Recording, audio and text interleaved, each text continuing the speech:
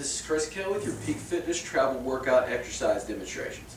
For our travel workout, we have 4 categories of exercises. All right, we have a upper body pushing exercise, an upper body pulling exercise, a lower body exercise of some kind, what we call metabolic exercise, when the goal is just to move as quickly as possible, and we combine arm and leg movement.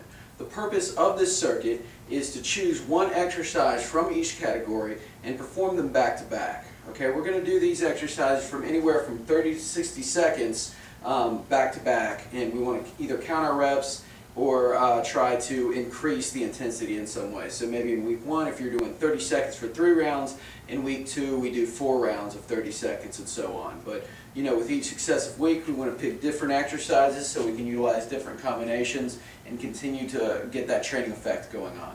Okay, so with that said, our first exercise is a dip. Okay, and you know, generally you're going to have access to a chair in a hotel room or wherever you are. So what we want to do is just start with our knees bent, chest is up. All right, I'm bending my elbows and I'm coming up and down. All right, a common error with the dip is kind of shrugging the shoulders, which we don't want to do. All right, so I'm not coming all the way down. I'm only coming down as far as I can, feeling this in my arms. All right, to make this a little bit harder, what I can do is straighten my legs out.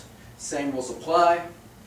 Okay, and to up the difficulty even more, I can place my feet on a box of some kind. Okay, so that's how we would work the dip. Okay, our next exercise would be a set of what are called T push-ups. All right, with a T push-up, what I'm going to do is literally come into a push-up position, come down, come up, and form a T with my hands here. All right, and this can also be done, you know, elevated on a chair or a step. But the idea is I'm forming a T.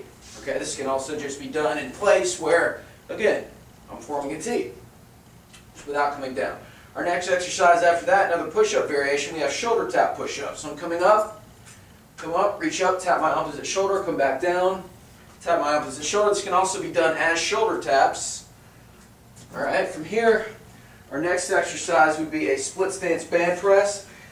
You can shut your band into a doorway, or you can loop it around a pole or like a bedpost if you have access to that. Just make sure that it's secured. So like put some weight on there, you know, otherwise it might come flying off, which is not a good situation for anybody. So chest is up, shoulder blades are down and back, all right, no shrugging of the shoulders. I'm just pressing forward, pressing out, and I'm coming back, all right? I'm pressing out a little bit so the band does not fray my arms, and I'm coming back in.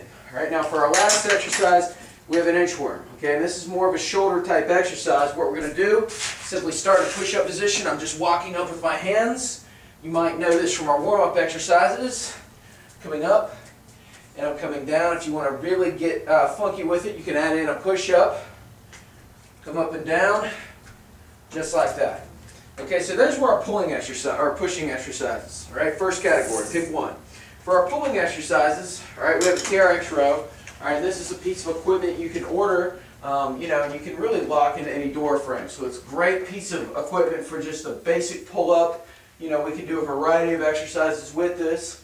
But again, for purposes of this circuit, we've got a pull-up. Right, that's our first exercise. Second exercise, we have band pullbacks. All right, so you're going to need your stretch band. Just going to get my chest up, pulling back to my chest, just like this. All right, our next exercise, we have band pullovers. So I'm pulling over my head like this. All right, for our last exercise, we have the suitcase row. Okay, so literally, I'm going to use a suitcase or a bag. I'm going to put 5 to 10 pounds in there, and I'm just rowing. And the main thing with the row, chest is up, shoulder blades are down and back. I'm not shrugging my shoulder. I'm trying to pull this up to my waist, getting my elbow up, and I'm coming back down.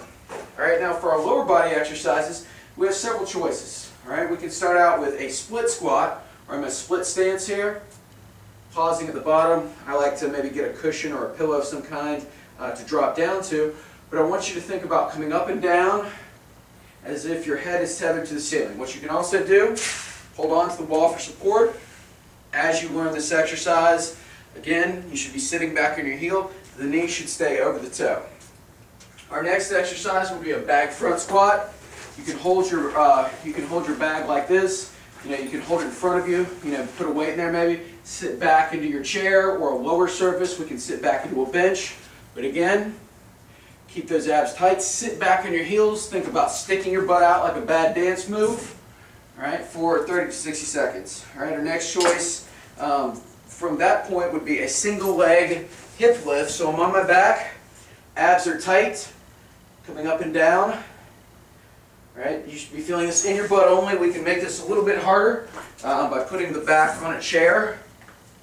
Again, it gets a little more awkward this way, but same rules apply. It's a really bad dance move.